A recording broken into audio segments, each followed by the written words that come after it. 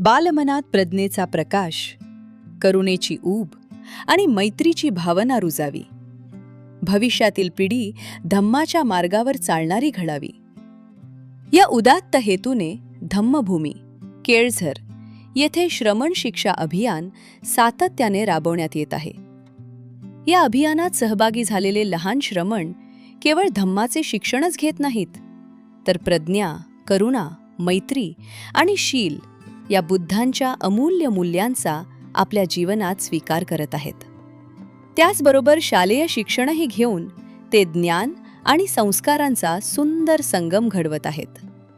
भारतीय बौद्ध सेवा संघ आणि धम्मा ग्लोबल फाउंडेशन यांच्या संयुक्त विद्यमाने हे अभियान निरंतर सुरू असून या लहान श्रमणांना प्रोत्साहन आणि मंगल आशीर्वाद देण्यासाठी एका विशेष आशीर्वाद कार्यक्रमाचे आयोजन करण्यात आले. शिस्तबद्ध रांगेत, शांत चित्ताने आणि करुणेचा संदेश हृदयात घेऊन चालणारे हे लहान श्रमण प्रत्येक पावलागणिक धम्माची ओळख आणि मानवतेचा संदेश जगापर्यंत पोचवत होते. त्यांच्या चेहऱ्यावरचे तेज, डोळ्यांतील आत्मविश्वास आणि मनातील निरागसता उपस्थित प्रत्येकाच्या हृदयाला स्पर्श करून गेली. या प्रेरणादायी कार्यक्रमाला प्रमुख पाहुणे म्हणून इंजिनियर P.S. खोब्रागडे, पूज्य भदंत डॉक्टर चिंचाळ मेत्तानंद, पूज्य भदंत सत्यानंद, अनुलाताई हजारे, सुरेश गायकवाड, पूज्य भदंत शीलानंद, देवेन रंगारी, डॉक्टर दिलीप डोणेकर, चेतनाताई सवई, गगन मलिक, पूज्य भदंत बुद्धघोष आणि पूज्य भदंत देवमित्र यांनी आपली मान्यवर उपस्थिती दर्शवून लहान श्रमणांना मंगल आशीर्वाद दिले. आपण बघतो की ही केळझर एक चक्रीवर्ती नगरी, ज्या नगरीने येथील धम्मभूमी ही खऱ्या अर्थाने बाबासाहेब आंबेडकरांच्या आदर्श आणि प्रेरणा घेऊन श्रमण शिक्षा अभियान या अंतर्गत श्रामणेर आणि श्रामणेरींना प्रशिक्षण केंद्राची जी निर्मिती झालेली आहे, हे खरोखरच हे अभिनव असं प्रकल्प खोब्रागडे साहेबांनी राबवण्याचा प्रयत्न केला आणि 10 वर्षांचा कालखंड आज आदरणीय भिक्षू संघ सर्व श्रामणेर आणि श्रामणेरींना आशीर्वाद देणार आहे. अगर भिक्षु नहीं होंगे तो अपने दिमाग से आप ये बात निकाल लीजिए कि भारत जो है वहां पर धम्मचक्र गतिमान हो सकता है. ये नहीं हो सकता, किसी भी सूरत में नहीं हो सकता. इसलिए भिक्षुओं का जन्म लेना, भिक्षु बनना बहुत जरूरी है. बाबा साहब का तो आदर करते हैं. बाबा साहब ने तो बहुत सारी बातें कही. एक ये भी कही थी कि अपने घर परिवार का एक बच्चा जो है उसे भिक्षु बना देना. बाबा साहब की बातों के लिए हम कितनी जान दिल से बात करते हैं. बाबा साहब ने ये किया, बाबा साहब ने हमारे लिए ये किया, अपने बच्चों की परवाह नहीं की, हमारे लिए कॉलेज बनवाए, अपने घर की परवाह नहीं की, हमारे लिए ऐसा किया. आज वो इंसान हमें सब कुछ देकर चला गया, लेकिन हमसे कोई चीज मांग कर गया था, लेकिन हम वो देने के लिए तैयार नहीं है, लेकिन बाबा साहब का सम्मान करते हैं. ये हम फक्र से कहते हैं. ये कैसा सम्मान हुआ, ये मैं आपसे पूछना चाहता हूँ. कहीं पे भी ऐसा वक्त नहीं आया कि लड़के भूखे हैं. एक भी दिन कहीं कोई प्रॉब्लम आया, फाइनेंशियल ऐसा कुछ हुआ नहीं. इस साल हर महीने में 2.5 लाख का खर्चा है, 90,000 रुपये पेंशन मिलती है. लेकिन इस साल भी लगातार हमारे भंते जी, देवमित्र भंते जी और पूज्य भदंत शीलानंद, इनके वजह से और अन्य जो भिक्षु संघ है, इनके वजह से हमें कोई दिक्कत होती नहीं है. और बहुत सारे लोग जो समाज है, ये समाज का कार्यक्रम है, ये समाज का मिशन है. ये P.S. खोब्रागडे का मिशन नहीं है, ये समाज का मिशन है. प्रथमच भंते मेहतानंदजींनी सांगितलं की हे एक चक्रीय नगरी होती. एक चक्रीय म्हणजे एकायन अयं भिक्खवे मग्गो सत्तानं विशुद्ध्या, धम्माचा अभ्यास करणारी भगवंताच्या काळातील एक फार मोठी अशी एक भूमी होती. आणि या भूमीमध्येच निसर्गाचे काही नियम असे ठरलेले असतात. जिथपर्यंत कोणती वस्तू उत्पन्न होत असते आणि नष्ट होत असते त्याच्यासाठी काहीतरी एक कालावधी लागत असतो. पण त्या भूमीवर असे काही निश्चित स्थानं असतात, ते कधी बदल होऊ शकत नाही, ते परिवर्तन होत नाही.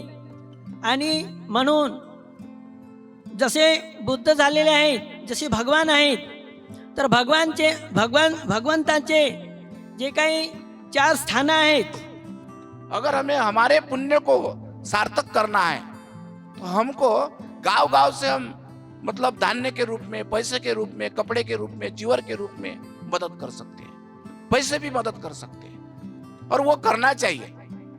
तो ये अगर हम कर सकते हैं तो ये श्रमण शिक्षा अभियान पूरा कर सकते हैं. और ये अगर पूरा करने का मकसद है धम्म प्रचार में सहायता करना.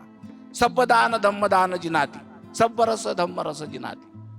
हम लोग प्रचार करके तो ये पूरा नहीं कर सकते, लेकिन जो प्रचार प्रसार की दिशा में कार्य कर रहे हैं, उसके लिए प्रचारक बना रहे हैं, जो लोग पढ़ रहे हैं, जो जीवन में हैं, उनको सहायता करने से धम्म प्रचार की दिशा में क्या होगा, एक प्रयास होगा. ह्या धम्मभूमीवर गेल्या 10 वर्षापासून जो आपण प्रकल्प सुरू केलेला आहे, यावर्षी 150च्या वर मुलं आणि मुली श्रामणेर शिक्षा अभियानाअंतर्गत आपल्या इथे त्यांनी प्रवेश घेतलेला आहे. त्यांना पूजनीय भिक्खू संघातर्फे आशीर्वाद द्यावा, कारण त्यांना पुढील जीवनामध्ये आता जेमतेम त्यांची सुरुवात झालेली आहे, अजून त्यांची प्राथमिकता सुद्धा पूर्ण व्हायची आहे, तर त्यांना आशीर्वाद द्यावा म्हणून पूजनीय भिक्खू संघानं आपण इथे बोलावलेलं आहे. सर्वात प्रथम आशीर्वाद देण्यासाठी श्रामणेर आणि श्रामणेरींना तसेच इथल्या उपासक आणि उपासिकांना मी पूजनीय डॉक्टर मेत्तानंद, भदंत डॉक्टर मेत्तानंद यांना अशी नम्र विनंती करतो की त्यांनी आशीर्वादपर आम्हाला धम्मदेशना द्यावी. श्रमण शिक्षा अभियान 10 वर्षीय कालखंड झालेला आहे. या अंतर्गत धम्मभूमी केळझर इथे आज दिनांक रविवार 26 जुलैला आशीर्वाद कार्यक्रमाअंतर्गत दी भारतीय बौद्ध सेवा संघ केळझर आणि धम्म ग्लोबल फाउंडेशन नागपूर, अनुलाताई हजारे आणि या श्रमण शिक्षा अभियानाचे जे प्रकल्प राबवित आहेत असे खोब्रागडे साहेब, सर्व मान्यवर, आपण बघतो की ही केळझर एक चक्रीवर्ती नगरी, ज्या नगरीने येथील धम्मभूमी ही खऱ्या अर्थाने बाबासाहेब आंबेडकरांच्या आदर्श आणि प्रेरणा घेऊन श्रमण शिक्षा अभियान या अंतर्गत श्रामणेर आणि श्रामणेरींना प्रशिक्षण केंद्राची जी निर्मिती झालेली आहे, हे खरोखरच हे अभिनव असं प्रकल्प खोब्रागडे साहेबांनी राबवण्याचा प्रयत्न केला आणि 10 वर्षांचा कालखंड आज आदरणीय भिक्षू संघ सर्व श्रामणेर आणि श्रामणेरींना आशीर्वाद देणार आहे. आपण बघतो की शैक्षणिक बाबीबरोबरच धम्म मानवी जीवनाला किती महत्तम असल्याचं तथागत म्हणतात की मनो पुगंगमा धम्मा. माणसांचं मनच पुरवंग आहे. मनामध्ये जर कुशल कर्म निर्माण झाला असेल तर ज्याप्रमाणे बैलगाडींची चाके बैलांचा पाठलाग करीत असते, आणि म्हणून आपण जर सदोदित कुशल आणि कुशल कर्म केलं तर जशी आपली पडछाया ही आपल्या सदोदित पाठलाग करीत असते. आणि म्हणून श्रमण शिक्षा अभियानाअंतर्गत हा जो प्रकल्प राबवण्याचा आपण संकल्प केलेला आहे तो पौर्णिमेच्या चंद्राप्रमाणे शीघ्र होत. इतर मान्यवर भिक्षू संघाला देखील मी तर नेहमीच इथे जेव्हा प्रसंगानुरूप येत असतो, गुरुची भूमी असल्यामुळे, आणि म्हणून खोब्रागडे साहेबांनी म्हटलं की भंतेजी आपण आलं पाहिजे, एखादे भंतेजी त्यांना पण परत या. तर सोबत माझ्या समवेत अग्गधम्माजी हे देखील त्रिपुराहून आलेले आहेत, त्यांच्या समवेत एक आलेले आहेत. मी अधिक न बोलता सर्व उपासक आणि उपासिकांनी हे लक्ष घ्यावं. या श्रमण अभियानाला खऱ्या अर्थाने पुढं आणि पुढे न्यायचं असेल आणि बाबासाहेबांचा संकल्प सदोदित पूर्णत्वास करायचा असेल तर या श्रामणेर संघाला दायकत्व दायिका संघ ही त्यांची, कारण भगवान बुद्धांनी सांगितल्याप्रमाणे परिपटिबद्धामे जीवितं, चिवरधऱ्यांची उपजीविका कोणावर अधिष्ठित आहे? ती आपल्या दायक वर्गावर. आणि ती जबाबदारी आपण छान पद्धतीने पार पाडली तर खोब्रागडे साहेबांचा जो संकल्प आहे तो खरोखरच हे काही केळझर हे शहर नसलं तरी पण ही त्या काळातील ससीम प्रश्नाप्रमाणे ही एक चक्रीवर्ती नगरी, आणि येथून भदंत सदानंद महास्तवीर, त्यांच्यापूर्वी सत्यानंद भंतेजी, दोन भिक्षू यांनी त्यांच्या पदकमलांनी ही पावनभूमी झालेली आहे.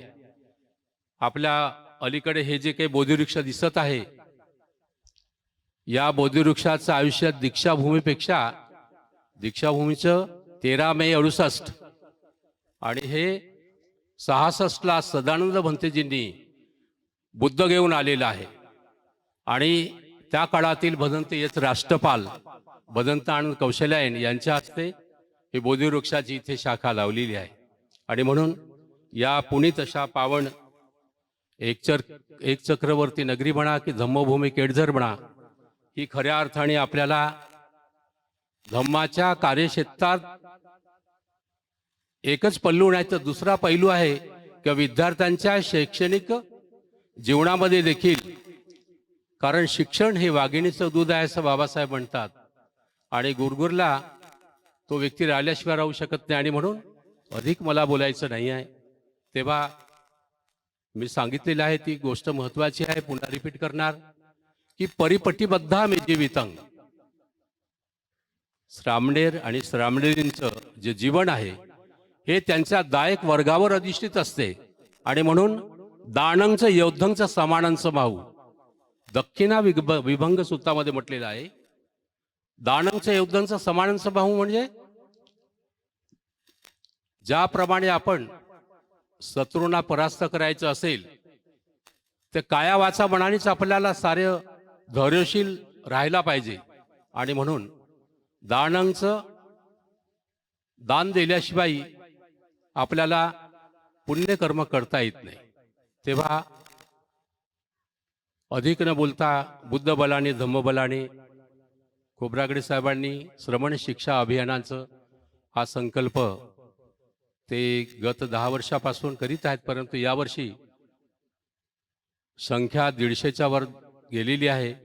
आणि म्हणून सर्व दायक वर्गांनी आपल्या दानाचा वाटा खऱ्या अर्थाने अशा पुण्यभूमीमध्ये आपण जर खर्च केलात तर बुद्धबल धम्मबल संघबल हे खरोखरच आपण कुशल कर्माला खऱ्या अर्थाने आपण यशस्वी करू शकतो.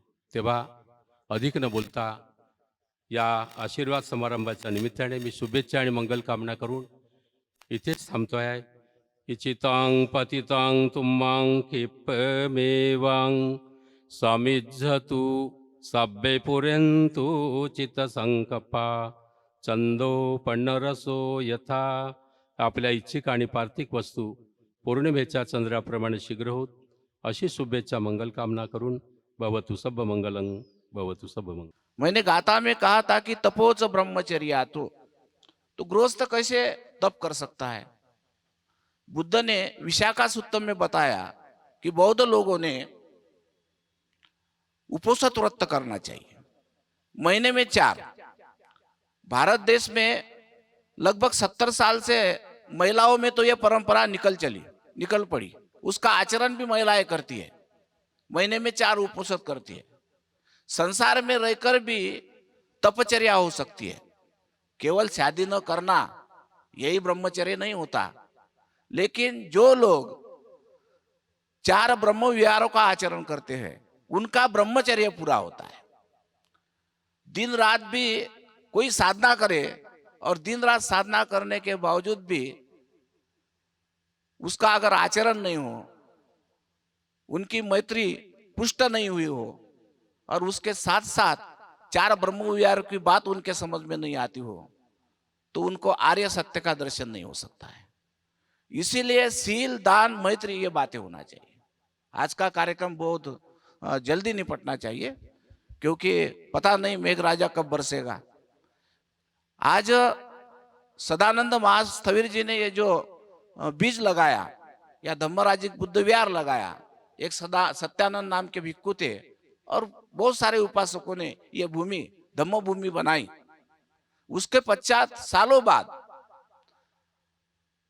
बुद्ध धम्मों को अपेक्षित काम करने के लिए खोबरागड़े जी, पीएस खोबरागड़े सर जी ने जो एक संकल्प लिया है, वो बहुत ही बढ़िया संकल्प है। क्योंकि बाबा साहब ने भी कहा था, शिक्षा शेरनी का दूध होता है।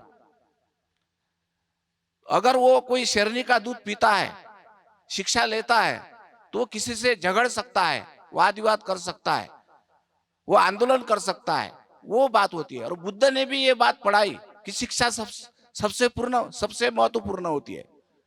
भगवान बुद्ध ने सबसे पहले प्रज्ञा से प्रशिक्षित किया, बोधि से प्रशिक्षित किया।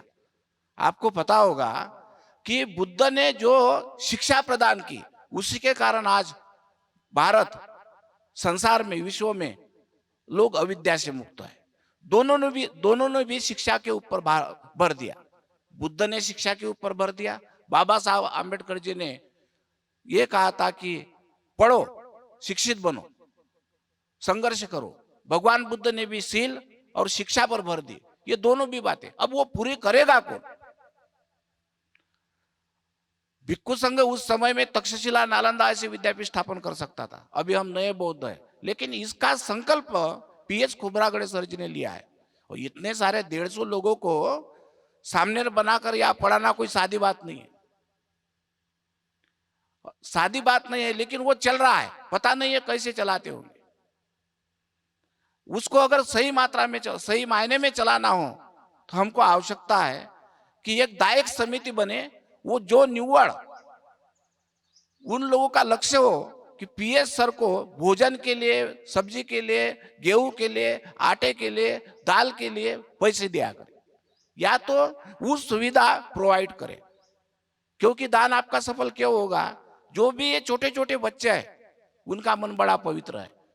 उनको आप जैसे पढ़ाएंगे, उनको जैसे आप पढ़ाएंगे, मेरे गला भी 2-4 दिन से खराब है, ये होते रहता है, लेकिन फिर भी उद्देश्य ऐसा है कि उन बच्चों में एक जो कोरा मटका होता है, एक ब्लैक बोर्ड होता है, तो ब्लैक बोर्ड में कुछ भी लिख सकते हैं, लेकिन जिस पर लिखा हो उसमें कुछ नहीं लिखा जा सकता। तो इन बच्चों को हम जिस तरह से मोड़ा जाए उस तरह से मोड़ सकते हैं। कम से कम उसमें से 10-12 अच्छे तो लोग निकलेंगे। अगर हमें हमारे पुण्य को सार्थक करना है, तो हमको गांव गांव से हम मतलब धान्य के रूप में, पैसे के रूप में, कपड़े के रूप में, चिवर के रूप में मदद कर सकते हैं, पैसे भी मदद कर सकते हैं, और वो करना चाहिए। तो ये अगर हम कर सकते हैं, तो ये श्रमण शिक्षा अभियान पूरा कर सकते हैं। और ये अगर पूरा करने का मकसद है धम्म प्रचार में सहायता करना। सब दान धम्म दान जिनाती, सब रस धम्म रस जिनाती।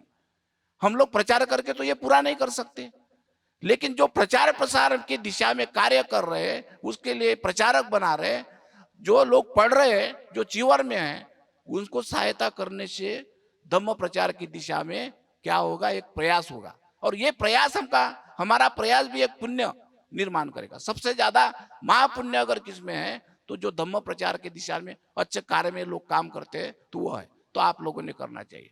जे अभियान आपण चालू केलं, हे 10 वर्षापासून अभियान सुरू झालेलं आहे।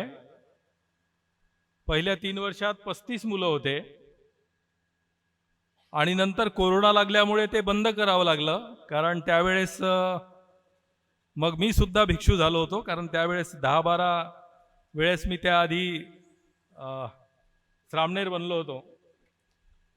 परंतु त्या कोरोनाचा प्रभाव मला सुद्धा झाल्यामुळे आम्ही 3 लोक होतो जे भिक्षू बनलो होतो। माझ्यासोबत जे कुंभारे साहेब आहेत, ते सुद्धा 3.5 महिने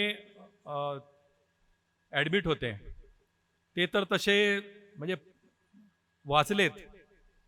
मला सुद्धा खूप त्रास झाला, परंतु मला असं वाटलं की ही प्रक्रिया जी आहे, आपल्याला जे जीवन मिळालेलं आहे, तर ही जी प्रक्रिया सुरू केली आहे आपण, ती पुन्हा चालू झाली पाहिजे.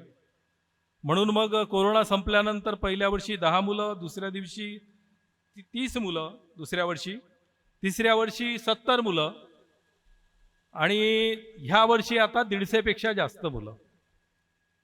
ही प्रक्रिया सुरू आहे. तसं पाहिलं तर यावर्षी 150 नाही, यावर्षी 300 पेक्षा जास्त मुलांची ॲडमिशन झाली असती. परंतु आपल्याकडे जागा जरी 14 एकर असली तरी बांधकामाचं क्षेत्र जे मुलांना आवश्यक आहे राहण्यासाठी ते कमी असल्यामुळे आपण यावेळेस पालकांची मागणी असताना सुद्धा पेरेंट्स ने बहुत डिमांड की थी, लेकिन हम एडमिशन नहीं दे पाए क्योंकि यहाँ पे बिल्डिंग बनी नहीं थी. तो पिछले साल ही जब मुझे पेंशन मिलती है 90,000 रुपये, तो उसमें हर महीने का खर्चा होता नहीं है. पिछले साल भी 1.5 लाख रुपए हर महीने का खर्च होता था. तो मेरे सामने बड़ी दिक्कत थी कि ये इस साल कैसे होगा, क्योंकि 30 जब तक 30 स्टूडेंट थे तो तब तक संभव था. लेकिन पूजनीय भदंत शिलानंद इन्होंने अपने पूरे अनुयायियों को, पूरे उपासक और उपासियों को बताया कि यहाँ तपोभूमि जो है, यहाँ पे आप हमेशा धम्मदान और भोजनदान करते हैं. इसके बाद आप जो भी धम्मदान और भोजनदान करने का है वो आप में धम्मभूमि में करना है. तो इस वजह से पिछले पूरे साल में कहीं पे भी ऐसा वक्त नहीं आया कि लड़के भूखे हैं. एक भी दिन कहीं कोई प्रॉब्लम आया, फाइनेंशियल ऐसा कुछ हुआ नहीं. इस साल हर महीने में 2.5 लाख का खर्चा है, 90,000 रुपये पेंशन मिलती है. लेकिन इस साल भी लगातार हमारे भंते जी, देवमित्र भंते जी और पूज्य भदंत शिलानंद, इनके वजह से और अन्य जो भिक्षु संघ है, इनके वजह से हमें कोई दिक्कत होती नहीं है. और बहुत सारे लोग, जो समाज है, ये समाज का कार्यक्रम है, ये समाज का मिशन है, ये PS खोबरागड़े का मिशन नहीं है, ये समाज का मिशन है. क्योंकि हमारा, मुझे लगता भंते जी मैं हमेशा बोलता हूं कि 2,500 साल पहले के बुद्ध विहार के लिए हमने 30 लाख का, 40 लाख का बुद्ध विहार बांधा. और अभी जब का वर्तमान जो बौद्ध है, वर्तमान बुद्ध, वो नशा कर रहा है. वो वर्तमान बुद्ध है, वो गलत रास्ते पे चल रहा है.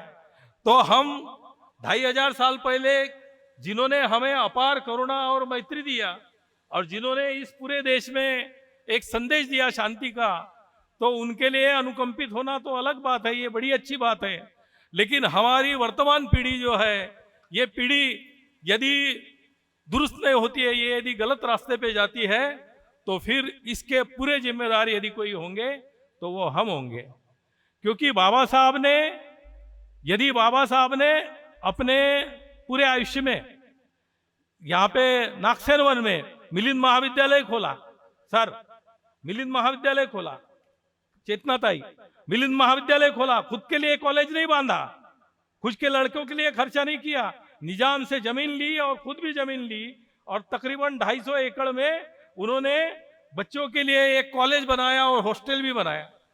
और उसका नतीजा ये हुआ कि जिसके पास में 1 रुपया भी नहीं होता था, जिसके पैर में चप्पल भी नहीं होती थी, जिसकी पढ़ने की ताकत भी नहीं रहती थी, ऐसे सारे लड़के वहां पे जाते थे. नागसेन वन में मिलिंद महाविद्यालय में जाते थे और उनको पहले दिन से खाना मिलता था, हर महीने में स्कॉलरशिप मिलती थी, पहले दिन से उनको किताबें मिलती थी. और इसका ये परिणाम हुआ कि हमारे समाज के हजारों लाखों लड़के जो है ये तैयार हो गए.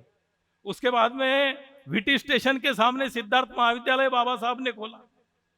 वहां पे VT स्टेशन के सामने, सर अंधेरी में तो बहुत बड़ा ये है एरिया का रेट, लेकिन VT के सामने जो साउथ बॉम्बे है, वहां तो मेरे ख्याल से 1 लाख 2 लाख रुपए पर स्क्वायर फीट का ये होगा. लेकिन वहां पे हमारे बाबा साहब ने खुद के लड़के के तरफ ध्यान नहीं दिया, लेकिन समाज के बच्चों के लिए उन्होंने वहां पे सिद्धार्थ महाविद्यालय खोला। तो हमारी भी ये जिम्मेदारी है कि मैंने मेरे लड़के के लिए, मेरे लड़कों के लिए तो कुछ किया होगा, लेकिन ये समाज के लड़के यदि आगे नहीं बढ़ेंगे, और ये इसमें प्रयास ऐसा है कि ये लड़के जो है, ये लड़के जैसे श्रावणेर सत्यानंद है, ये जो भूमि आज दिख रही है, इसका एकमेव कारण यदि कोई होगा, प्रमुख कारण, तो श्रावणेर सत्यानंद भंते जी है। 4 ही साल रहे थे वो, लेकिन उनका निधन होने के बाद में हम छोटे छोटे थे, 4 साल 5 साल के थे। हमारी बहन आई है, सब लोग है, गांव के लोग हैं, कुछ समझता नहीं था लोगों को भिक्खू कैसे बोलना, लेकिन तब जो है हर किसी को वंदना आती थी, पूरी वंदना आती थी, पूरा सुत्त उनको मालूम था। 4 ही साल रहे, लेकिन ऐसा कुछ कर गए कि यहाँ पे आज जो है, फिर बाद में बड़े भंते जी आए, सदानंद भंते जी आए, वो विश्वव्यापी ये यहाँ पे उनका काम जो है वो हम 1-2 मिनट में और 1-2 घंटे में भी नहीं बता सकते, इतना बड़ा काम है। तो इस धम्म भूमि में धम्म का प्रचार और प्रसार होना चाहिए। तो इस दृष्टि से पिछले 10 साल से ये यहाँ पे काम करने का प्रयास चालू किया है। बच्चों को लेते हैं, उनको पढ़ाई करते हैं, और कोशिश ये है कि वो, क्योंकि बुद्ध विहार में आते हैं और वो हर दिन सवेरे और शाम को वंदना बोलते हैं, लेकिन बाद में जाते वक्त वो सत्यानंद भंते जी के स्तूप में भी जाते हैं। उनको याद दिलाने के लिए मैं बोलता हूँ कि वहां पे जाओ, कि हमें कम से कम इतना तो भी बनना चाहिए।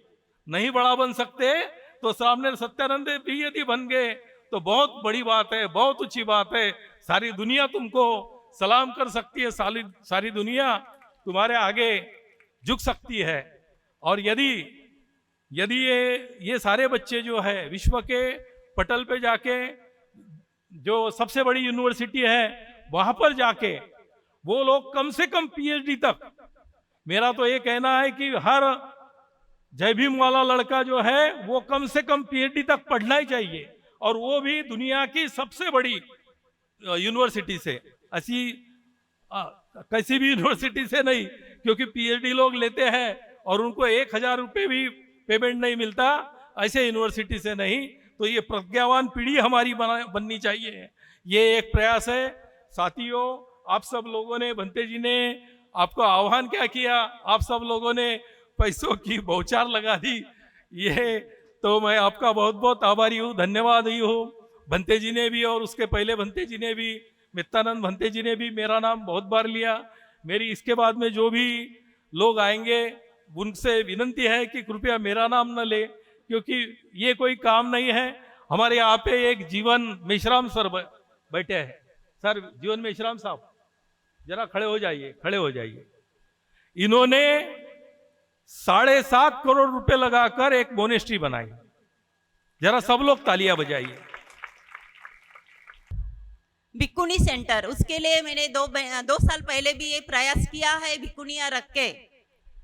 फिर बाद में लगा कि ये श्रामनेरिया बनाऊं, तो इसीलिए जब से मैंने ये शुरू किया और एडमिशन लेते लेते, जो पहले में मेरा दिमाग चल रहा था कि मैं ऐसा करूंगी, ऐसा रहेगा, वैसा करूंगी, लेकिन जब हम उस तालाब में डूबने के लिए पैर रखते हैं तब एक एक दिन का जो अनुभव आता है वो बहुत अलग है। तो मैं खुद को इतना धन्यभागी समझती हूँ कि एक साथ में जब हम लड़कियों का एडमिशन ले रहे हैं, 3 लोगों को हम निब्बान की तरफ लेके जा रहा है, या अज्ञानता से विज्ञानता की तरफ लेके जा रहे हैं। क्यों ऐसा? जो माताएं आ रही है, पिता आ रहे हैं अपने बच्चों का एडमिशन लेने के लिए, बहुत पीड़ित है। पीड़ित कैसे है? माता पिता का बन नहीं रहा है, घर में परिस्थिति झगड़ा बांधन उनका चल रहा है। उनके पढ़ा तो सकते हैं बच्चों को, लेकिन उनको संस्कार कैसा दे? खुद के घर में इतना आत्मविश्वास खोए हुए पेरेंट्स है कि हम इनको संस्कार नहीं दे सकते हैं। कोई अपने हॉस्टल में डालेंगे तो वो भी कुछ पता नहीं है कि हमारे बच्चों को कोई संस्कार दिए, लेकिन यहाँ आके जब एडमिशन लेते हैं तो बहुत निश्चिंत होते हैं कि यहाँ धम्म है।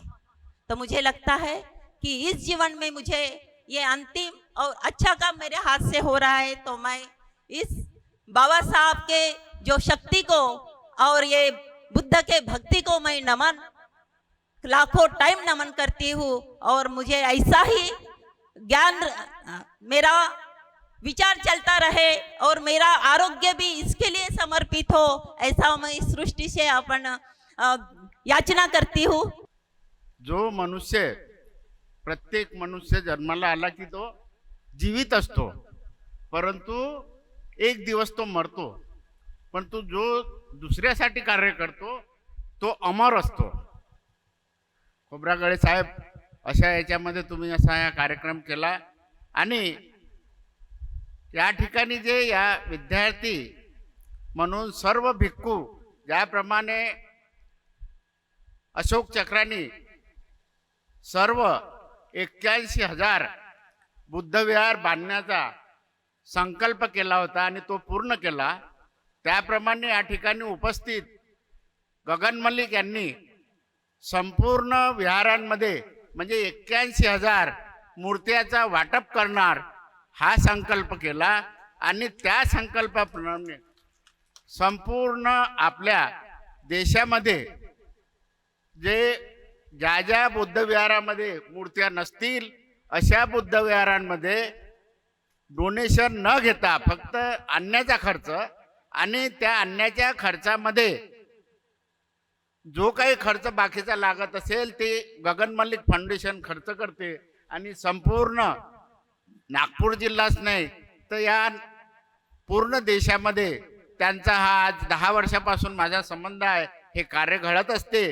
परंतु संपूर्ण बुद्धविहारामध्ये जेव्हा ते जात असतात तेव्हा त्यांना त्या बुद्धविहारामध्ये त्या कार्य करण्यासाठी भिक्खू नसतो आणि त्या भिक्खू नसल्यामुळे त्या विहाराचा जो काही प्रचार प्रसार करण्याचं कार्य होत नसते.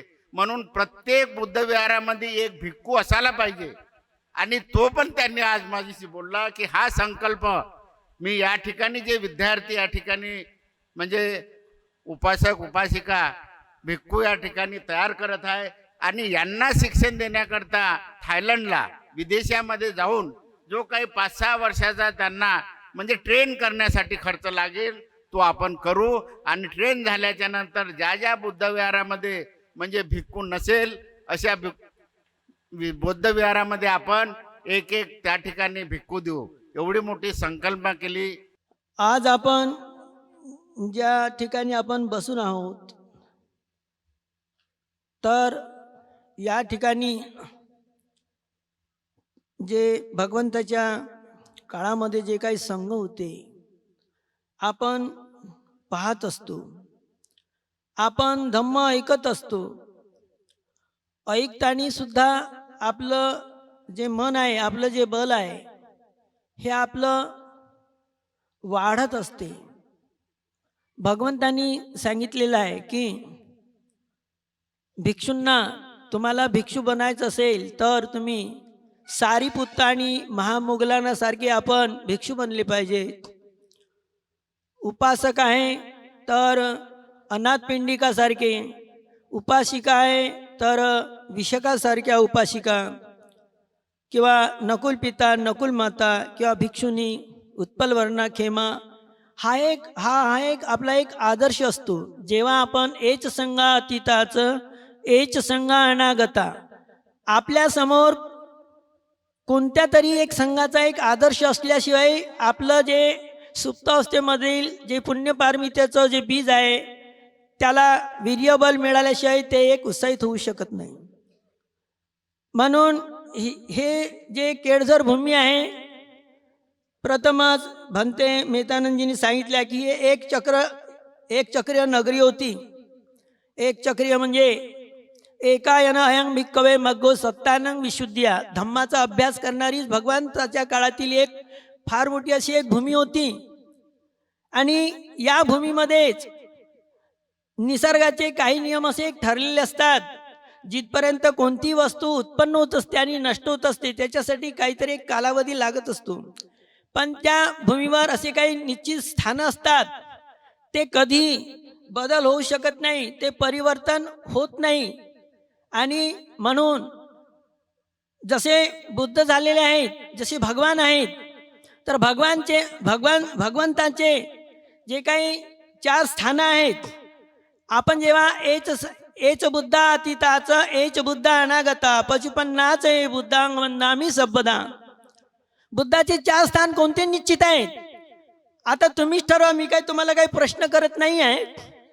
तुम्हाला माहीत असेल तर तुम्ही माहीत आहे म्हणता, माहीत नसतील तर माहीत नाही म्हणता. तुमच्या मनात हीच कल्पना येऊन जाईल की जी 4 स्थानं आहे म्हणजे कपिलवस्तू, सारनाथ, बुद्धगया, नाही का? पण हे नाही आहेत. 4 स्थानं प्रत्येक बुद्धाचे जे आहेत, ज्या ठिकाणी बुद्धत्व प्राप्त होत असते ते म्हणजे बुद्धगया एक आहे.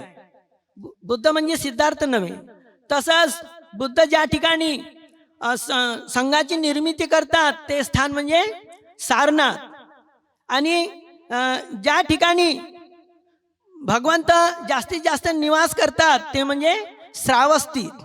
तशाच प्रकारे जसा एक धम्म आहे, सत्ता देऊनुसानो, देवता आणि मनुष्यांची शास्त्र आहेत.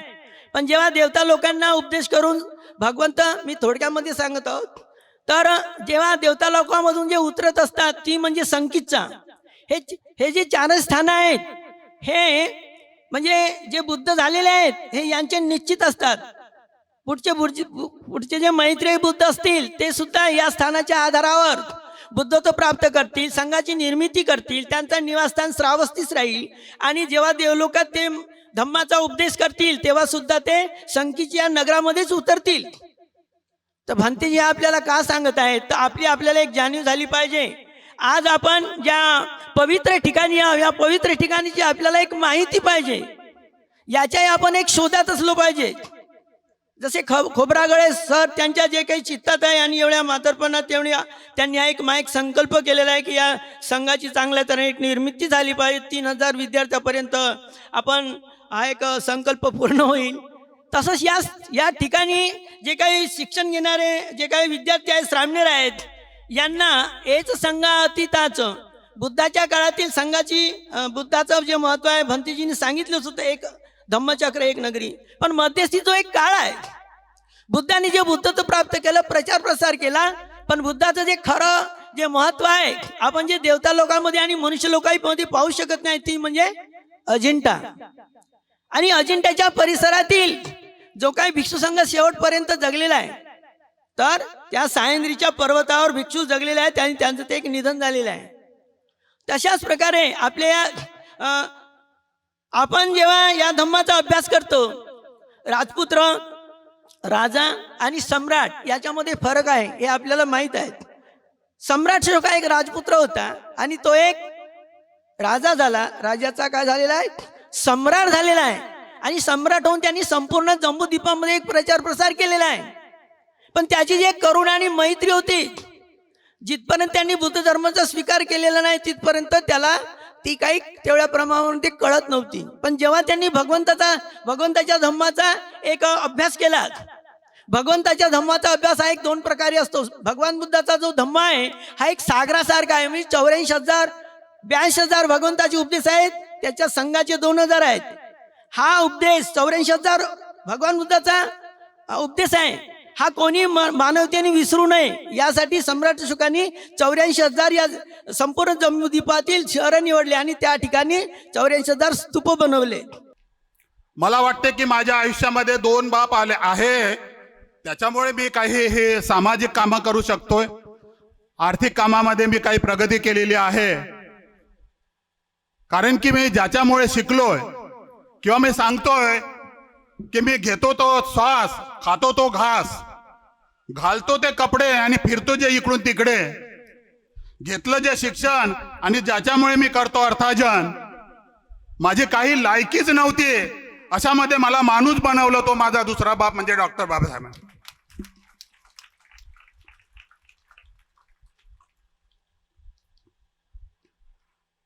आता मला वाटते की तुम्हाला किती जणांना 2 बाप आहे त्यांनी हात वरती करा.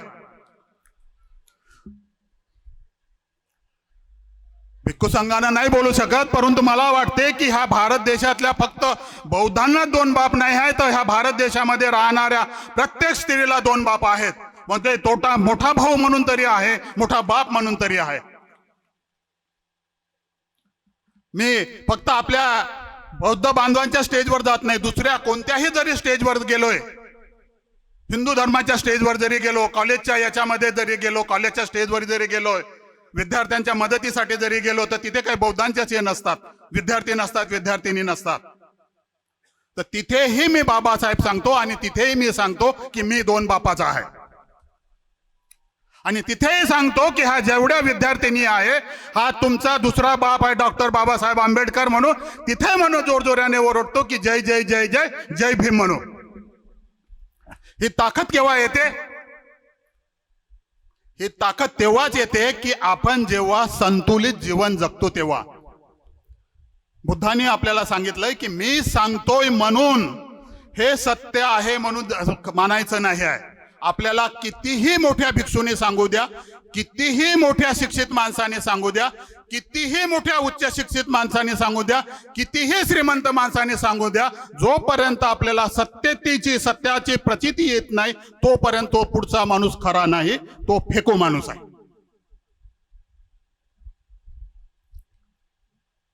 आताच भंते सांगून गेले की तुम्ही श्रद्धावान व्हा, परंतु अंधश्रद्धाळू होऊ नका.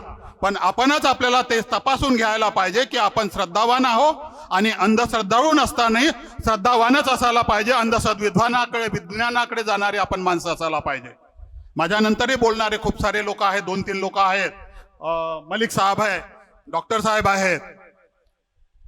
आणि मी जे सांगत असतोय की मी बाबासाहेबांच्यामुळे घडलेला आहो, म्हणून मी बाबासाहेबांचा सर्वात मोठा कर्जदार आहो. मी मरतपर्यंत त्यांचं जरी कर्ज उतरवण्याचा प्रयत्न केला तरी मी ते कर्ज उतरवू शकणार नाही आणि त्यांच्या ऋणातून कधीच मुक्त होऊ शकणार नाही. मी डॉक्टर डोणेकर एक गरीब कुटुंबात जन्मलेला आहे. मी वस्तीतला माणूस आहे. आमच्या बाजूला मर्डर होत होते, मी शिक्षण घेत होतो. आज मी MD PhD आहे. माझे 4 हॉस्पिटल आहेत, नागपूर, मुंबई आणि दुबई. आणि एशियातलं जे सर्वात मोठं हॉस्पिटल बनत आहे 6 एकरमध्ये केळवरला बनत आहे. ते इंटरनॅशनल हॉस्पिटल आहे. म्हणजे अशी कोणीच संकल्पना नाही केली होती की आपल्या नागपूरमध्ये एवढं इंटरनॅशनल हॉस्पिटल बनेल. त्यामध्ये हेलिपॅडसुद्धा आहे. ज्यांच्याकडे चॉपर असेल तो माझ्या हेलिपॅड उतरवू शकते. आणि पुन्हा त्यामध्ये एक इंटरनॅशनल हॉस्पिटल आपण असं सुद्धा म्हणत आहे की त्यांनी फक्त डॉक्टर डोणेकर टाईप केलं तिथं BMW मर्सिडीज त्याला एअरपोर्टला घ्यायला येणार. हे पूर्ण इंटरनॅशनल हॉस्पिटल आहे. तर मला सांगायची ही गोष्ट आहे, मी काही खूप मोठा डॉक्टर नाही, मी नॅचरोपॅथी आणि आयुर्वेदिकचा डॉक्टर आहे. परंतु आपली प्रॅक्टिसच जबरदस्त आहे. कारण की बाबासाहेब आंबेडकरने म्हटलं होतं तुम्ही ज्या पण क्षेत्रात असतात त्यामध्ये तुम्ही डॉन बना, म्हणजे त्यामध्ये तुम्ही एकदम उच्चांक गाठा. तर मी कॅन्सरमध्ये उच्चांक गाठला आहे. माझी तुम्ही हिस्ट्री बघून घ्याल, गुगलमध्ये डॉक्टर दिलीप डोणेकर टाईप करा, तुम्हाला माझी पूर्ण हिस्ट्री दिसेल. मी असंख्य कॅन्सर पेशंट ठीक केल्यात. आणि माझे जे पेशंट आहेत ते नागपूर, मुंबई इकडले तर आहेत भारतातले, पण इंटरनॅशनलसुद्धा हॉस्पिटल आहेत, लंडन, दुबई, आपला ऑस्ट्रेलिया. आणि नुकताच जो मी पेशंट ठीक केला ते अंबानी फॅमिलीतला आहे. त्यांचं नाव आहे प्रीती मर्चंट, जे अंबानी फॅमिलीतला आहे. तर त्यांना आहे लंग कॅन्सर, ते सुद्धा मी त्यांना 6 महिन्यात ठीक केलं. असे असंख्य पेशंट्स आहेत. तर सांगायचं मला हे आहे की तुम्ही ज्या पण क्षेत्रात असता त्या क्षेत्रामध्ये तुम्ही उच्चांक गाठा, उच्चांक, की तुमच्यापेक्षा कोणी दुसरा होऊच नाही शकत. म्हणून मी ठामपणे सांगतो की माझा हात कोणी नाही पकडू शकत. तुम्ही असाल किती पण मोठे डॉक्टर, MBBS, परंतु डॉक्टर डोणेकर नाही बनू शकत. तर हा उच्चांक मी गाठला आहे. म्हणून आज मला इथं बोलण्याचे सामर्थ्य जे आपल्या खोबरागडे साहेबांनी दिलं आणि दुपार साहेबांनी दिलं त्यांना मी खूप धन्यवाद. आणि इथे मी दान देतच आहे, तो आकडा मी सांगणार नाही, चांगला सांगायला देईल. आणि प्रत्येक वर्षी माझ्या शेतातलं जे काही उत्पन्न होते तर तुम्ही कमीत कमी समजून चला 1 क्विंटल दान माझ्याकडनं हमेशा घ्यायचं, हमेशा, जेव्हापर्यंत आपलं शेती चालतंय तेव्हापर्यंत. आणि जे आपलं हॉस्पिटल आहे तिथे भंतेजींना कुठल्याही प्रकारचे प्रॉब्लेम असतील ते माझ्याकडनं पूर्ण मोफत राहील. एक इतके विचारवंत व्यक्ती जेव्हा आयुष्याच्या अगदी शेवटच्या क्षणाला असतात, अगदी शेवटच्या क्षणाला, शेवटच्या श्वासाला ज्यावेळी ते असतात त्यावेळी बाबासाहेब ग्रंथ कोणता लिहितात तुम्हा सर्वांना माहिती आहे, बुद्ध आणि त्यांचा धम्म. म्हणजे आपल्याला लक्षात येईल की डॉक्टर बाबासाहेब आंबेडकरांसाठी भगवान गौतम बुद्ध, त्यांचं कार्य, त्यांचे विचार किती महत्त्वाचे होते की अगदी शेवटच्या क्षणाला जो हातामध्ये या चिमटीमध्ये येणारा जो पेन होता तो सुद्धा गौतम बुद्धासाठीच होता. हे खूप गहन विचार आहे. आपण सर्वांनी यावर विचार करावा मला असं वाटतं. कारण बुद्धाच्या शिकवणीमध्ये असलेला समता, स्वातंत्र्य, बंधुता, प्रज्ञा, शील आणि करुणा हे केवळ आणि केवळ आपल्याला तिथेच गवसलं आणि बाबासाहेबांना ते गवसलं आणि त्यांनी ते आपल्याला दिलं. प्रत्येक घटनेमागे काहीतरी कारण आहे, त्याची कारण मीमांसा व्हायला पाहिजे. हा विज्ञानवादी दृष्टिकोन बाबासाहेबांनी आपल्याला दिला, बुद्धाकडून आपल्याला तो मिळाला आणि त्यांच्या त्याच कार्याला पुढे तेवत ठेवत माननीय खोब्रागडे साहेबांनी आज या इथल्या 14 एकराला एक अनन्यसाधारण असं रूप दिलेलं आहे. त्याबद्दल मी त्यांचे खूप खूप आभारही मानते. सर माझ्यापेक्षा फार मोठे आहेत, पितृतुल्य आहे, त्यांच्याकडनं खरं तर शिकण्यासारखं आहे. पण मला खूप कौतुक करावं वाटतं सर.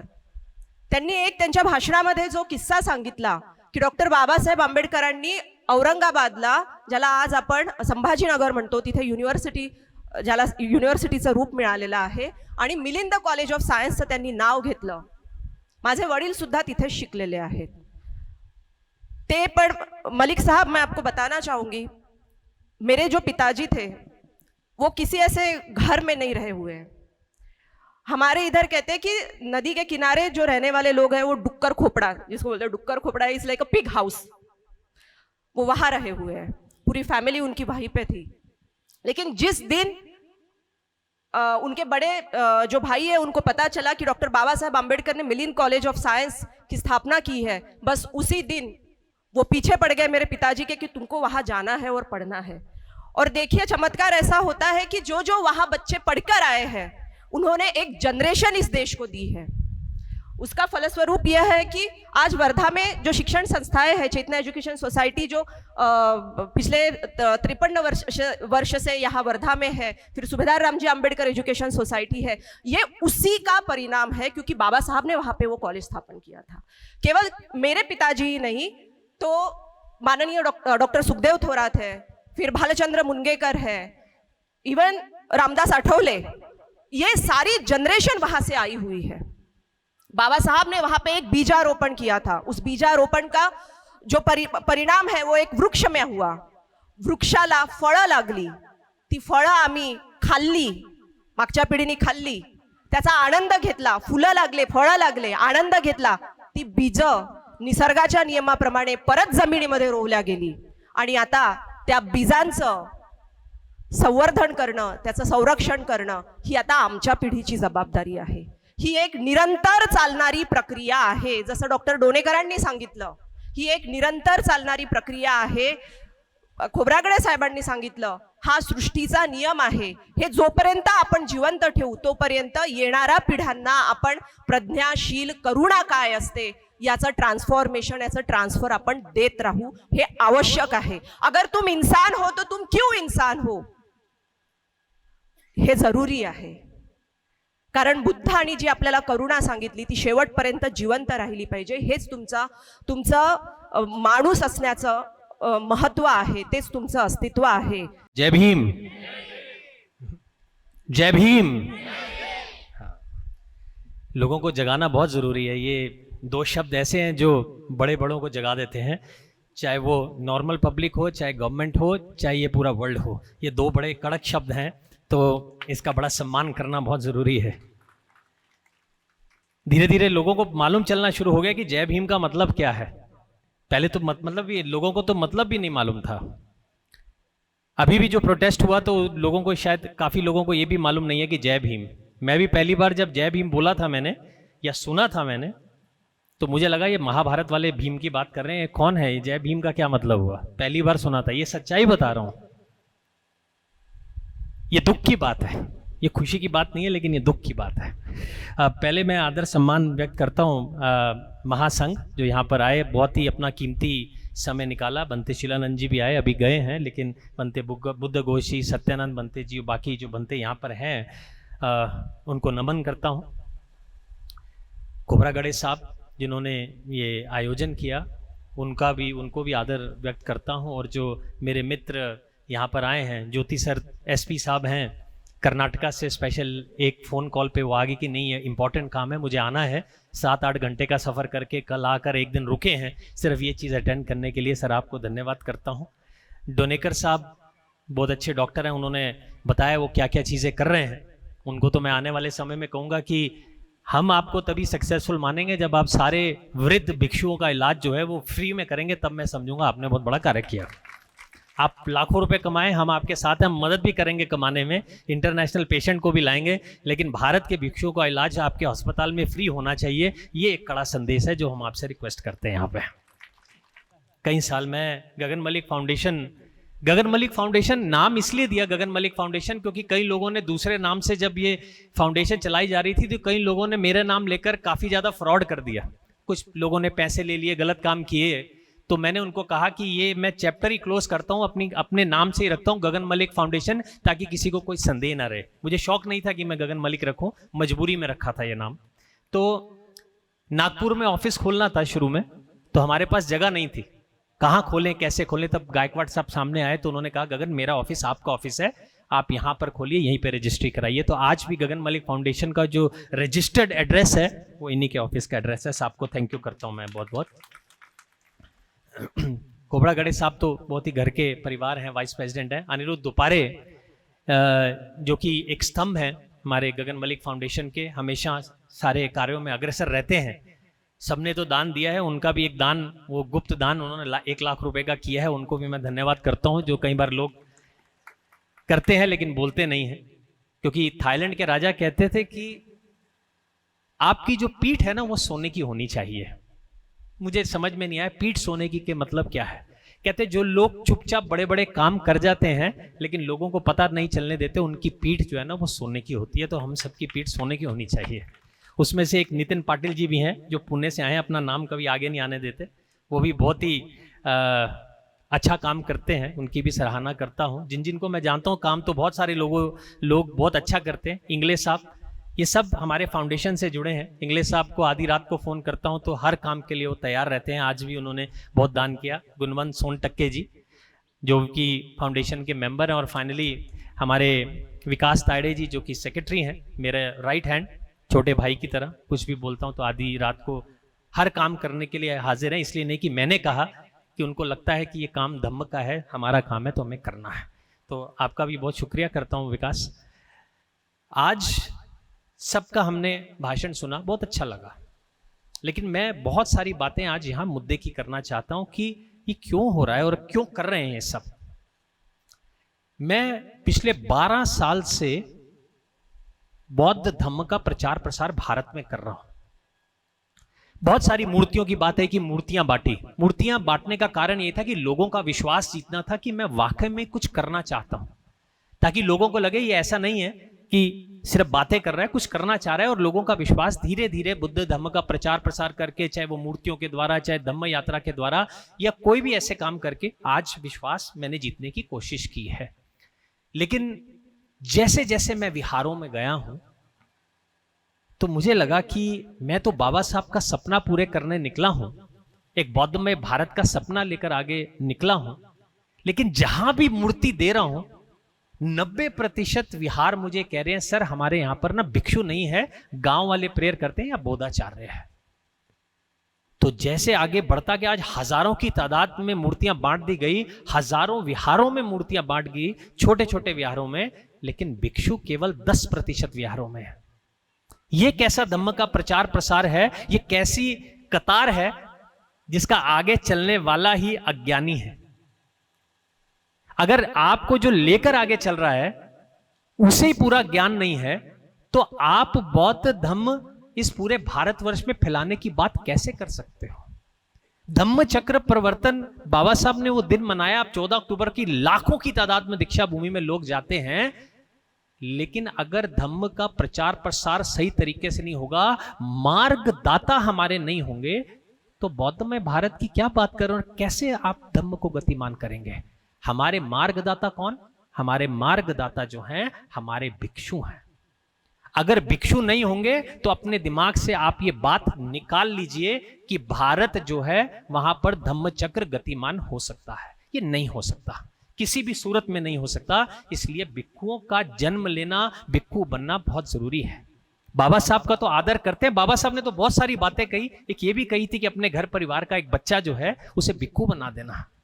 बाबा साहब की बातों के लिए हम कितनी जान दिल से बात करते हैं। बाबा साहब ने ये किया, बाबा साहब ने हमारे लिए ये किया, अपने बच्चों की परवाह नहीं की, हमारे लिए कॉलेज बनवाए, अपने घर की परवाह नहीं की, हमारे लिए ऐसा किया। आज वो इंसान हमें सब कुछ देकर चला गया, लेकिन हमसे कोई चीज मांग कर गया था, लेकिन हम वो देने के लिए तैयार नहीं है, लेकिन बाबा साहब का सम्मान करते हैं। ये हम फक्र से कहते हैं। ये कैसा सम्मान हुआ, ये मैं आपसे पूछना चाहता हूं। अगर बाबा साहब ने कहा है 10% अपनी आय का हिस्सा देना, तो दे देना। मैं तो कहता हूं 1% दे दोगे, 2 करोड़ रुपए 1% भी दे दें, तो यहां पर आज एक बिल्डिंग बनाने के लिए इतनी जहद ना करनी पड़े। आज आप एक एक बच्चा अगर अपने घर परिवार से भिक्षु बनने के लिए दे दो, तो मुझे नहीं लगता कि मेरे को ज्यादा तकलीफ होगी कि भारत में बुद्धिज्म को गतिमान करने के लिए या धम्म चक्र को गतिमान करने के लिए। लेकिन हम देते ही नहीं है। आप जानते हैं देते क्यों नहीं है? इसका भी कारण है। थाईलैंड में जब कोई बच्चा भिक्षु बनता है ना, तो उनके माँ बाप को लगता है कि हमारे कई जन्मों के पुण्य जो है ना हमें मिल गए हैं, पिछले पता नहीं कितने जन्म हमने लिए होंगे, सारे पुण्य प्राप्त हो गए, आज हमारा बच्चा जो है वो भिक्षु बन गया। लेकिन यहां पर यह खतरा है कि अगर हमने अपने बच्चे को भिक्षु बनाया तो उसको कल खाना भी मिलेगा कि नहीं मिलेगा। ये फर्क है थाईलैंड और भारत में। आज भिक्षुओं के लिए एक भिक्षु खड़ा होकर यह बोलता है कि इन भिक्षुओं को दान की जरूरत है, आप लोग आगे आइए। और एक भिक्षु जो है इन छोटे स्नाम लेनों के लिए आप सबसे भिक्षा की विनती कर रहा है, और आप लोग उसके बाद आगे चल के आ रहे हैं। ये इस चीज की मेरा मानना है कि जरूरत भी क्यों पड़ी, क्यों एक भिक्षु को आकर खड़े होकर यह कहना पड़ा कि आइए चाहे 100 रुपया भी दीजिए लेकिन दीजिए, क्यों कहना पड़ा ऐसा? ये तो कर्तव्य है आपका। अगर अपना बच्चा नहीं है तो जो बच्चे यहां पर हैं, आपका कर्तव्य बनता है कि मैं वहां पर आऊं और अपने आप आकर कहूं कि नहीं, ये बच्चे को तो हम राजाओं की तरह रखेंगे। हम खुद जाकर इतने अच्छे बेड पर सोते हैं, मेरे समेत, आप समेत एक अच्छे बेड पे सोते, इनके बेड देख कर आओ एक बार जाके कमरे में। शर्म से हमारे सर जो है वो नीचे झुक जाएंगे। इनके वॉशरूम देख आओ और अपने वॉशरूम अपने घर के देख लेना, आपके शर्म से आपके जो सर हैं वो झुक जाएंगे। मैं थाईलैंड में गया था तो एक बहुत बड़े भिक्षु थे, बहुत बड़े भिक्षु, बड़े सम्माननीय, बड़े माननीय। तो मुझे बुलाया गया कि ये अनाउंस कर रहे हैं कि आज ये टेंपल बनाना चाहते हैं पहाड़ों के बीच में। तो हम बड़ी दूर जा रहे हैं, 6 घंटे का सफर गाड़ी में करके गए, बैंकॉक से गाड़ी में 6 घंटे का सफर। मैंने कहा इतनी दूर कौन आएगा? वहां गया तो 700-800 गाड़ियां खड़ी थी पहले से। उन्होंने सारे अच्छे अच्छे लोगों को वहां बुलाया। उन्होंने कहा कि यहाँ ना एक मैं टेंपल बनाना चाहता हूँ, विहार बनाना चाहता हूँ, 2 करोड़ रुपए का खर्चा आएगा वो बनाने में, 6 महीने लगेंगे। जो ये कार्रवाई करना चाहता है वो करें। ये इलेक्ट्रिक बोर्ड लगाए, या 2 करोड़ रुपए मैंने लिख दिए हैं, जैसे जैसे कम होंगे वैसे वैसे वो नंबर गिरते चले जाएंगे। तो ठीक है, अब वो लाइव भी गया, सबके पास गया।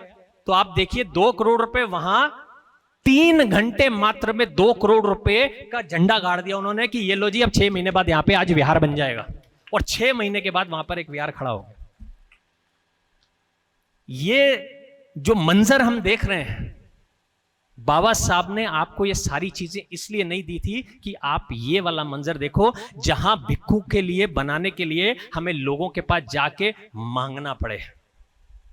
आज आपको मालूम है कि पिंडपात करने भिक्षु क्यों कम जाते हैं? उसके कसूरवार भिक्षु है ही नहीं है, उसके कसूरवार हम उपासक हैं। हम रोज सुबह वहां पर अगर कतार बना के खड़े होंगे तो भिक्षु तो मालूम है उनको आएंगे तो आकर लेके जाएंगे, लेकिन हम कोई खुशी हो, आज जन्मदिन है, आज हमको खाना खिलाने चाहते हैं, आइए हमारे घर में, आज ये सुख है इस सुख के लिए आइए, आज ये दुख है इस दुख के लिए आइए। भाई पिंडपात करने के लिए तो आपको सुबह से कतार बना के खड़ा होना चाहिए, ताकि उन्हें मालूम होना चाहिए कि मैं सुबह जाऊंगा, और एक्सेस भोजन मिलना चाहिए उनको समझ में नहीं आना चाहिए, उनको यह कहना चाहिए रोज कि जाओ ये भोजन बच गया, गरीबों में बांटो, जाके वो खाएंगे। इतना भोजन मिलना चाहिए। और ये स्ट्रगल हो रही है कि इनका महीने का खर्चा कैसे चलेगा। जब मैं ये सारी चीजें सोचता हूं, करता हूं, तो मेरे क्या कहते हैं, आत्मा झुंझुड़ती है और शर्म से सर झुकता है। इसीलिए निर्णय लिया, मैंने कहा कि एक ऐसा कार्य करना भारत में बहुत जरूरी है, एक ऐसी मोनेस्ट्री जरूरी है जहां भिक्षु का प्रोडक्शन हो सके। और उसी के चलते आज हमने थाईलैंड की राजा की जो यूनिवर्सिटी है इंटरनेशनल, थाईलैंड के जो राजा की यूनिवर्सिटी है, इंटरनेशनल यूनिवर्सिटी, उनके साथ हमने एमओयू किया है। उन्होंने हमें थाईलैंड जैसे देश जहां से बुद्धिज्म इधर से उधर गया, वो ये कह रहे हैं कि गगन आप अपने देश से बच्चों को लाओ, छोटे बच्चों को 10 साल पढ़े, 12 साल पढ़े, पूरी पढ़ाई भिक्खू बनकर वो करें, उसकी पूरी स्कॉलरशिप, जिम्मेवारी, स्पॉन्सरशिप हम लेते हैं, आप भिक्खू तैयार करके भेजो हमारे पास। अब छोटे छोटे भिक्षु, अब आज 200 बच्चा यहाँ है। मैं बड़ी सराहना करता हूं खोबरागड़े साहब की कि वो इस मंजर पर पहुंच रहे हैं कि आज यहाँ 200 बच्चा आपके सामने बैठा है। 6 बच्चा तैयार हुआ है पहले लॉट का, जो कि अगले महीने यहां से थाईलैंड जा रहा है। जिस दिन जाएगा आपको खबर कर दी जाएगी कि पहला लॉट 6 बच्चों का चला गया। भारत में धम्म सीखने की कमी नहीं है। हमारे भिक्खु आपने देखा कि ज्ञानी कितने हैं, उनके पास ज्ञान की कमी नहीं है। कमी है किस चीज की?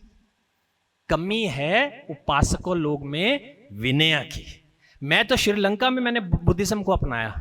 मैंने बुद्धिज्म थाईलैंड में नहीं, श्रीलंका में अपनाया था। थाईलैंड में जाकर तो मैं भिक्षु बनकर जीवन जिया मैंने 4 महीने, लेकिन जो मैंने बुद्धिज्म अपनाया था वो श्रीलंका में अपनाया था। वहां फिल्म की, वहां लोगों से सीखा। और जब वो भिक्षु आते थे तो ऊंची आवाज में मेरे को धीरे धीरे चुप चुप चुप चुप। मैं नया नया हिंदू से बुद्धिज्म में गया, मैं कहा इतना क्यों डर रहे हैं? कह रही ये डरना नहीं है, सम्मान है, ऊंचा मत बोलो, नीचे बोलो। वो बैठ रहे तो उनके वहां पे सफेद चादर बिछाई गई, तब वो बैठे। और हम जब बैठे, मेरे साथ बड़े अफसर, एक मंत्री, श्रीलंका का मंत्री, उसको थोड़ा सा नीचे वाले स्टूल पे बिठाया, आमने सामने बैठे तब भी तो नहीं, उनके स्टूल ही छोटे बनाए हुए उन्होंने। उस कमरे में इक्वल स्टूल ही नहीं है कि ये भिक्षुओं का, ये जो उपासक आएगा ये उसका। मैं वहां पे गया और वो डरते डरते 10 बार 3 बार नमन करेंगे, बड़े अच्छे से मिलेंगे, अब बहुत अच्छे से भिक्षु का ध्यान करेंगे। और कट टू मैं भारत के अंदर आता हूं, जहां यहाँ बुद्धिज्म है, यहाँ पे तो मैं आवाजें सुनाई देती, ओए बनते जी देख के नहीं चलते, कहां चल रहे हो, इधर होके जरा साइड में हो लो, ऐसे करके। मेरे लिए बड़ा अचंबा था कि कहां वो सम्मान और कहां ये, इतना बड़ा फर्क कैसे आ गया? बुद्ध की भूमि है, यहां से पूरे वर्ल्ड में बुद्धिज्म गया है, वहां से और यहां पे इतना डिफरेंस कैसे आया? उसका रिस्पॉन्सिबल कौन है? बाबासाहेब आंबेडकर म्हणतात, आधी तुम्ही सुधरा, नंतर कुटुंब सुधरवा, नंतर समाज सुधारण्यासाठी प्रयत्न करा। आणि जो माणूस स्वतः सुधारला नाही, स्वतःचं कुटुंबच सुधारलं नाही, तो समाजाला कुठून सुधारणार? आणि लोक त्याचं ऐकीन तरी कसं? आज समाजाची जी अवस्था आहे, इथे आपण जे काही सामने लोक पाहतो आहे, लहान लहान मुलं आहेत आणि लहान मुलांचं आईच्या प्रती, वडिलांच्या प्रती एक आगळं वेगळं प्रेम असते आणि ते प्रेम त्यागून या ठिकाणी ते उपस्थित आहेत। आणि आपण समाजाची अवस्था पाहतोय की खेड्यापाड्यामध्ये 13-14 वर्षाचे मुलं जे आहेत ते व्यसनाधीन झालेले आहेत। परमपूज्य डॉक्टर बाबासाहेब आंबेडकर म्हणतात, मी विलायतेमध्ये राहिलो पण एका बिडीला देखील शिवलो नाही। बाबासाहेब आंबेडकर स्त्रियांना संबोधित करते वेळी म्हणतात की तुमचा माय मावल्यांनो, तुमचा नवरा किंवा तुमचा भाऊ जर दारू पिऊन आला तर त्याला घरात घेऊ नका। आणि आज त्याच बाबासाहेब आंबेडकरांचा जय जयकार करणारे लोक, गर्वाने जय भीम करणारे लोक, त्यांच्या कुटुंबातील बरेचसे लोक व्यसनाधीन दिसतात। हे समाजासाठी सर्वात मोठं धोकादायक आहे, घातक आहे। आणि अशा परिस्थितीमध्ये आपला मुलगा या ठिकाणी सुसंस्कृत बनावा, बाबासाहेब आंबेडकरांच्या विचाराचा बनावा। आणि यासाठी बऱ्याचशा आई वडिलांनी या ठिकाणी स्वतःचा पोटचा गोळा एक प्रकारे दान देऊन त्यांना सामने बनवून या ठिकाणी प्रशिक्षणासाठी पाठवलं। आणि त्यांच्या आई वडिलांची जी आजच्या आकांक्षा आहे की बाबासाहेब आंबेडकरांचं स्वप्न पूर्ण व्हावं, आणि यासाठी खोब्रागडे साहेब आणि त्यांची टीम हे फार मोठं उपक्रम त्यांनी चालू केला। हा खरोखर गौरवनीय आहे। भगवान सम्यक संबुद्ध म्हणतात, गारवोचा निवांतोचा संतुष्टीचं कथयुता कालेन धम्म सवनं एतं मंगलं मुत्तमं। जो मनुष्य गौरवनीय आहे त्यांचा गौरव करणे, उचित वेळेवर धम्म श्रवण करणे हे उत्तम मंगल आहे। अळतेस उत्तम मंगलापैकी हे उत्तम मंगल आहे आणि हे उत्तम मंगल साधण्याचं काम या ठिकाणी केलं जातोय। आणि त्यामध्ये ते जसे गौरवनीय आहेत त्यांना मदत करणारे लोक देखील गौरवनीय आहेत। म्हणून हा आपण सर्वांचा गौरव आहे आणि हा गौरव उच्चांक गाठावा आणि अशी मी आशा बाळगतो. अधिक हा बाबासाहेब आंबेडकरांचा जो कार्य आहे हे मोठ्या प्रमाणात वाढावा अशी मी अपेक्षा बाळगतो. श्रामणेर श्रामणेरी संघ उपासक उपासिका यांना शतशत आशीर्वाद. आजचा जो कार्यक्रम आहे श्रामणेर श्रामणेरी संघाला आशीर्वाद देण्याचा भिक्खू संघातर्फे व जे दानदाते आहेत त्यांचाही आशीर्वाद आहे, म्हणून हा श्रामणेर आणि श्रामणेरी संघ इथं अस्तित्वात आपल्याला दिसत आहे. खोब्रागडे साहेबांनी जे कार्य सुरू केलेलं आहे ते अनन्यसाधारण कार्य आहे. कारण अशा कार्याला अजूनपर्यंत तरी महाराष्ट्रात कोणी सुरुवात केलेली नाही की त्यांच्याकडे सगळं काही असून आणि ते आरामात जीवन जगण्यास पात्र आहेत, पण ते आरामातलं जीवन त्यांना आवडत नाही. नेहमीच काम करत राहणं, धडपड करत राहणं, आणि हा उपक्रम 10 वर्षापासून चालू आहे. पण ह्या 3 वर्षापासून खूप चांगला चालू आहे आमचा हा श्रामणेर प्रशिक्षणाचा कार्यक्रम. आणि जसे आपले बंधू करत आहेत तसंच आपण काहीतरी केलं पाहिजे. तशाच आमच्या ताई अनुला सुनील हजारे यांचं कार्य आजपासूनच नाही, खूप काळापासून त्या कार्य करत आहेत. जो आपल्या धम्मभूमी केळझर इथं बाबासाहेबांचा पुतळा आहे, हा असा पुतळा पूर्ण महाराष्ट्रात एवढा पुतळा कुठेच नाही. हा आपला धम्मभूमी केळझर इथं आहे. हा सुद्धा अनुलताईंनीच दान केलेला आहे. 2004 साली हा पुतळा बसवण्यात आला होता. त्यानंतर त्यांनी आपलं स्वतःचं गाव, अनुलताईंचं माहेर केळझर आहे, खोब्रागडे साहेबांच्या बहीण आहेत, आणि गाव त्यांचं बोरगाव मेघे वर्धा, या ठिकाणी त्यांचं स्वतःचं घर होतं. त्या स्वतःच्या घराच्या जागेवर त्यांनी घर ते पाडलं, जुनं झालं होतं ते पाडलं, मेन रोडवर घर आहे, आणि तिथं प्रमोदिता नावाचं एक विहार बनवलं आहे त्यांनी. 3 मजली विहारामधून एकच मूर्ती आपल्याला दिसते. आणि सगळ्यात महत्त्वाचं, त्यांच्या गावच्या ग्रामपंचायतच्या गेटवर त्यांनी बाबासाहेबांचा पुतळा बसवला आहे. अशा या आमच्या ताई अनुलताई हजारे यांना पण पुढे असंच कार्य करण्यासाठी अगदी बळ मिळो, आयुष्य मिळो आणि आरोग्य पण चांगलं राहो अशी मी त्यांना मंगल कामना करतो.